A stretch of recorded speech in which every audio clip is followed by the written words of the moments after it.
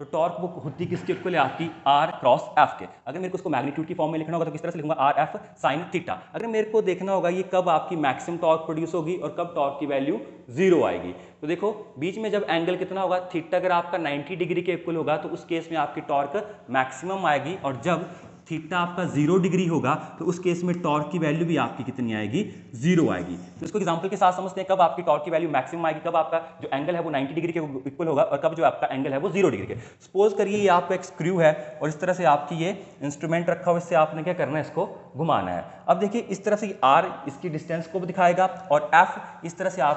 आप इसको फोर्स लगाओगे तो दोनों के बीच में एंगल कितना है 90 डिग्री, और जब दोनों के बीच में एंगल 90 डिग्री होगा उस केस में जो आपकी टॉर्क आएगी वो मैक्सिमम आएगी और उसकी वैल्यू कितनी होगी आर एफ। अब देखो अगर मैं एफ की किस तरफ से फोर्स लगा रहा हूं, इसी तरफ से फोर्स लगाऊंगा तो आपके इन दोनों के बीच में एंगल कितना आएगा 0 डिग्री, और एंगल 0 आ गया तो आपकी टॉर्क भी कितनी हो जाएगी 0